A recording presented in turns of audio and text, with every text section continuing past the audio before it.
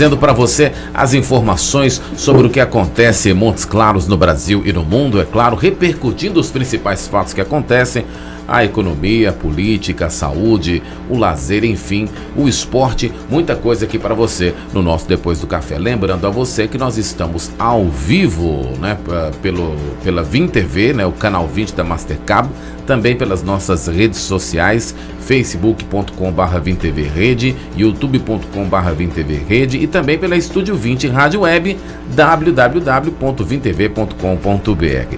Nós vamos receber hoje também um convidado para falar sobre um assunto muito importante que a gente precisa ter o conhecimento sobre ele, que é o da TDAH, o transtorno de déficit de atenção e hiperatividade. Vamos entender um pouco sobre isso, conversando com o Dr. Luiz Henrique Aquino.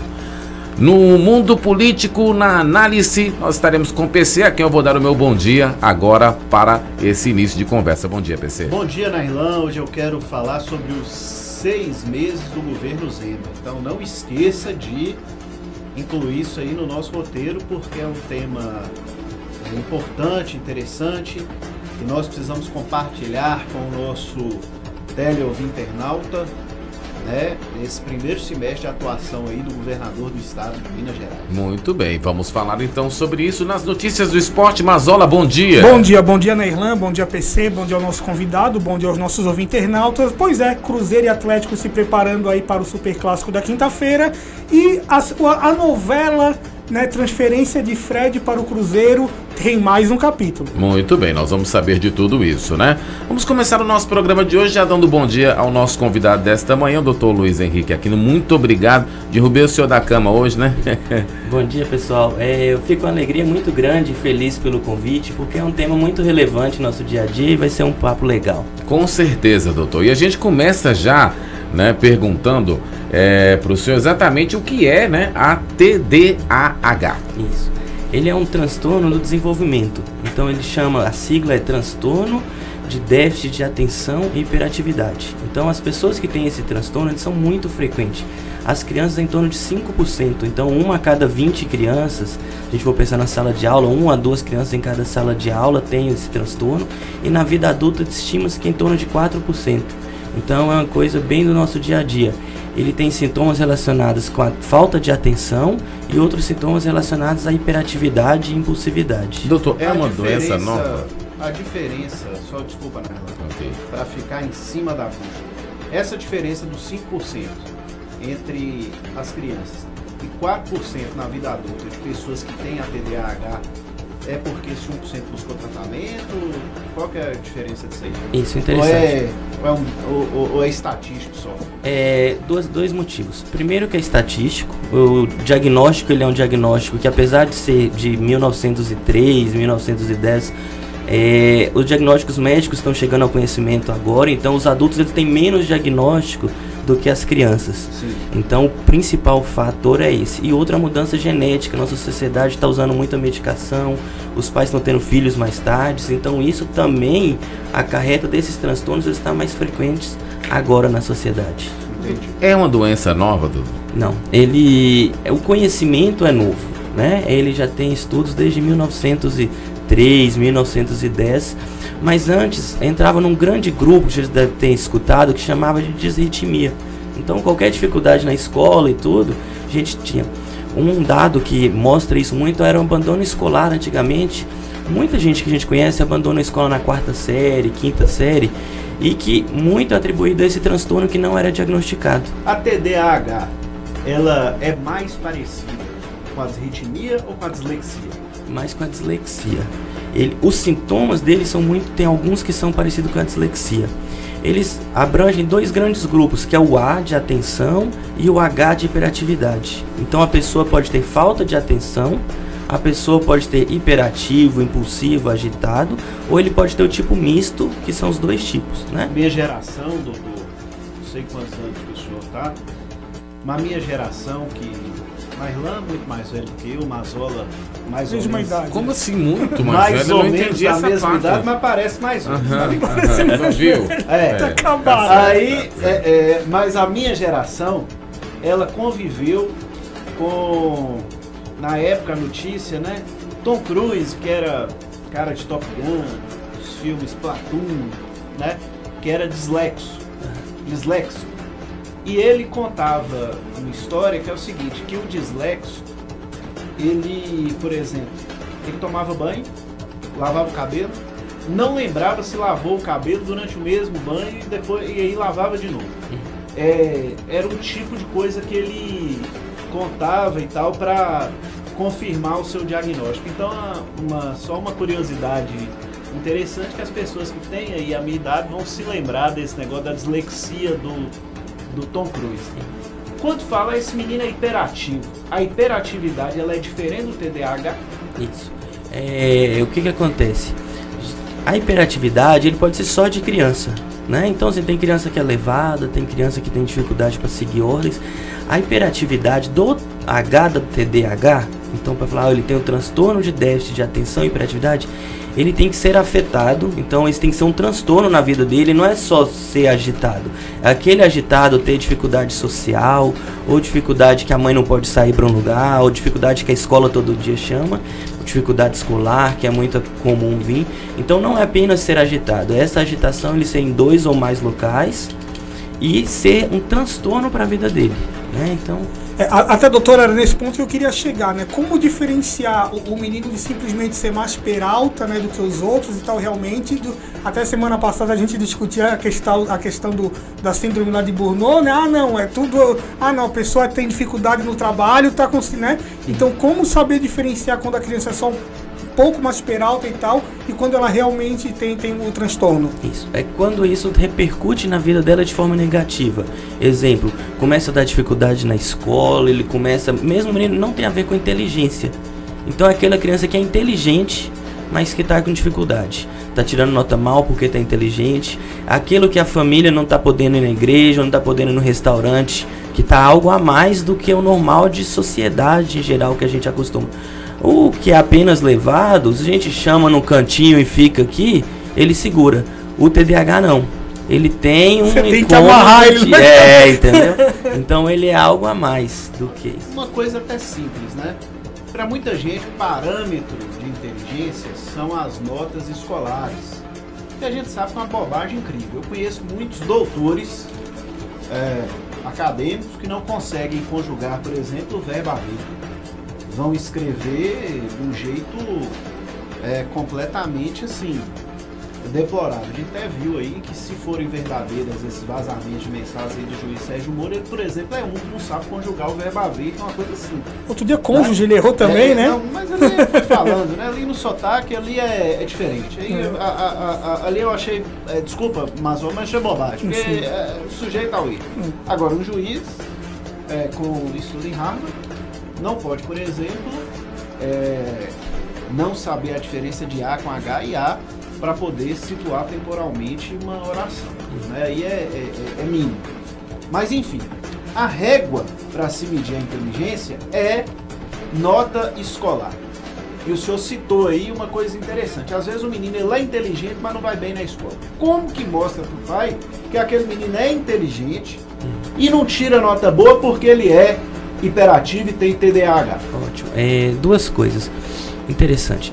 Todo mundo, a gente tem sintomas do TDAH. Se a gente entrar na internet e olhar o que são os sintomas do TDAH, a gente esquece alguma coisa que a gente vai falar, a gente está no meio do que a gente está falando e a gente lembra de novo, a gente procrastina, então a gente sempre deixa para depois o que pode fazer, a gente tem erro de português, tem erro de... Então, o TDAH não é apenas errar. Eu errei uma frase, eu errei aquilo. Esqueci alguma coisa. Não, é aquilo de forma persistente. Então, quando a gente vai pensar naquilo do transtorno da criança, a gente chama de transtorno, de um transtorno de aprendizagem. Então, é aquilo que repetiu um ano, teve dificuldade esse ano, teve dificuldade ano que vem, teve dificuldade no outro ano. Então, é aquilo que está gerando, né? Hoje em dia, o que você deu exemplo do Tom Cruise, tem vários atores, o Jim Carrey lá da comédia, tem o Michael Phelps da natação. Então tem várias pessoas que não têm sucesso acadêmico, mas têm sucesso profissional, né? Então é muito importante a gente respaldar isso. O sucesso acadêmico, ele está atrelado com o sucesso profissional, mas nem sempre. Então muitas vezes a pessoa pode ter sucesso profissional, mas não indo. E é isso que é importante as famílias entenderem. A questão da nota, não tem jeito, é importante. Porque a vida do estudante está com 12, 13 anos, a escola é o auge do que ele está estudando, né? Só que a gente não pode atrapalhar a criança de negativar.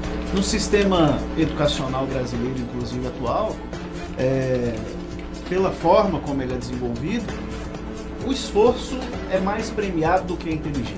Essa que é a verdade. A pessoa precisa suar mais do que pensar mais para poder atingir uma progressão acadêmica, porque muitas vezes aquilo não é medido realmente pelo brilhantismo, né? Vamos até levar para o nosso futebol, né? Mais aquele jogador esforçado do que o talentoso, né? Pode ser. Steve Jobs é um bom exemplo disso, né? Cara diagnosticado com altos transtornos aí, mas que foi um gênio brilhante que, assim, não viu a necessidade de concluir o seu trabalho acadêmico, já que estava a sua carreira acadêmica já que estava profissionalmente consolidada. Agora, doutor Henrique, só uma pergunta aqui, né? Caso não seja tratada a criança, né, o problema, ele pode trazer consequências na vida adulta? Existe aí uma pesquisa específica sobre isso? Isso é um ponto fantástico. Voltando só um pouquinho ao que a gente está falando, tem uma frase famosa do Einstein que ele fala: se for pra gente medir o peixe pela capacidade de ele subir em árvore, ele seria um idiota, né? Então, muito que a gente tem que valorizar a criança pelo que ela é e não apenas pela nota, mas a gente tem que tratar o outro bem, ter um social todo bem, e isso é importante. O que ele está perguntando sobre o futuro é o que é o ponto-chave. Eu falo que eu tô lá dentro do consultório, eu posso ajudar pouco, porque é poucos que chegam lá. Quando chega para mim no consultório, a família já está pensando, a escola já está reclamando. Só que a gente tem que pensar isso no futuro. Há 2 semanas atrás teve um simpósio de segurança pública aqui em Montes Claros e eles me chamaram para fazer uma palestra sobre isso. E eu fui mostrar os números, então eu sei bem assim porque eu fiz esse levantamento. A população carcerária, se a gente tem um levantamento aqui do Brasil de TDAH, de teste, chega a 40% da população carcerária com TDAH. Então ele aumenta o índice de criminalidade. Aumenta em 5 vezes a chance do alcoolismo. Então 4% da população, porque a gente tem uma audiência rotativa, 4% da população adulta tem TDAH. Se você faz um corte só para a população carcerária, você multiplica esse número para 40%. Então você precisa ter 10 vezes mais frequente violência, crime em geral, né? Alcoolismo, uso de drogas, separação conjugal, muita dificuldade no emprego. Então a pessoa que tem TDAH, ele começa a chegar mais tarde no emprego, ele deixa o serviço no meio do caminho do emprego, ele gera um desconforto entre o ambiente. Perde a concentração no trabalho, perde a concentração, não rende da mesma forma. Então o TDAH no adulto, inclusive, ele é diagnosticado quando adulto, e tem muitos relatos de pais que falam, teve o diagnóstico do filho, ele começou a estudar os sintomas e ver o que era, e ele descobriu que ele, como adulto, tinha os sintomas e começaram a tratar e melhoraram muito o rendimento. Eles explicam, a hora que vai no psicólogo, cria maturidade, saber que até falou, eu já divorciei 3 vezes, eu já divorciei 2 vezes, e era por esse motivo. Eu tenho um relato até pessoal para poder fazer, num acompanhamento do meu filho, numa situação de terapia, etc., o profissional que estava o acompanhando me diagnosticou, acompanhando ele, com um transtorno de ansiedade. A partir do tratamento, minha vida, inclusive pessoal, profissional, deu um salto assim, qualitativo muito grande. Foi impressionante. Meu rendimento profissional, minha produtividade, tudo aumentou, né, com um acompanhamento simples. Mas as pessoas, muita gente tem o tabu, doutor, isso que eu ia te perguntar, o tabu de achar que um transtorno coisa de doido. A pessoa que tem um transtorno, só concluindo, ela seria louca, né? Como que quebra esse tabu nas famílias para que elas não tenham preconceito em relação à terapia? Porque se você for parar para pensar bem, eu tenho um raciocínio de leigo, que eu não sei se o senhor concorda, de que todo cidadão, a terapia melhora a vida de qualquer cidadão. Ela seria importante para todos. E grande frase, né, do nosso Caetano Veloso, de perto ninguém é normal. Então, como é que é isso? Eu acho que por isso que no começo eu agradeci a abertura pra gente falar um pouquinho mais, porque falando aqui, falando como sociedade, que a gente pode atingir mais pessoas, né? Pra gente mostrar que é o que eu falei lá atrás, a inteligência é normal, não tem a ver com a inteligência, tem a ver com um transtorno que falta a atenção das pessoas, igual a ansiedade. Todo mundo tem uma ansiedade. Ah, eu venho aqui no programa, eu não tenho costume de sentar, falar na frente do microfone, então eu fico ansioso, certo? Só que a minha ansiedade, vamos falar aqui, eu não tô conversando tranquilo com vocês. No nível controlado. Controlado por quê? Porque eu penso, olha, eles estão todo dia aqui e volta e meia eles erram uma frase. Então eu posso errar uma frase, ou eu posso errar uma situação, mas é lógico que eu vou ficar ansioso. Então a ansiedade é normal. Quando a gente pensa em transtorno de ansiedade, é que aquilo está gerando sintomas, aquilo está gerando uma queda de rendimento no trabalho, ou muita briga na família. E o trabalho, assim, em geral, dos psicólogos, eles são fantásticos, né? A gente pensa que são muito estudo, muito embasamento científico em cima disso.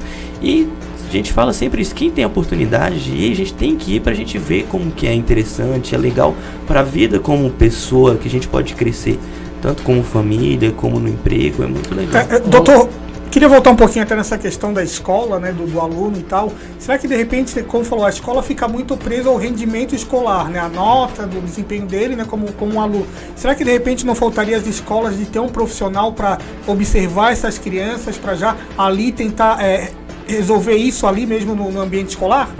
O grande sucesso, vamos falar, a maioria das políticas públicas, a gente tem que evitar aquilo, né? Então, esse simpósio de segurança, a gente estava falando sobre isso, a gente tem que tratar as crianças na escola. É na escola que a gente evita violência, é na escola que a gente evita o uso de drogas. Então, a gente tem que ter esse diagnóstico na escola. A escola, os professores, hoje, inclusive, eu vou em uma escola hoje à noite para a gente falar sobre isso. Falar com os professores, seus alunos assim, a gente pode mudar um pouquinho o nosso jeito de agir. Exemplo da nota. Tirou a nota baixa, a gente não deixa cair a baixa estima dele. Dá um trabalho para complementar, dá uma atenção. Então, tem uma prova longa. O professor lá no final fala, revisa a questão número 5. Dá uma dica pro aluno no final da prova, voltar lá para ele voltar com calma e olhar aquela questão que é mais difícil, né? Então, tem algumas coisas no dia a dia do professor que ele dá para puxar. Aquele aluno que é mais desatento, senta perto da cadeira para, vem aqui, então tem muita coisa aqui. Muito bem. O senhor tocou num ponto aí, Nailã? Nós só vamos no intervalo, vamos. Na volta você fica à vontade, Beleza. tá bom? Nós estamos conversando com o Dr. Luiz Henrique Aquino para falar exatamente sobre a síndrome do TDAH. Na volta, o nosso querido PC já tem uma pergunta para fazer. Você está ouvindo, depois do café, o Rádio Jornal, onde Montes Claros é notícia.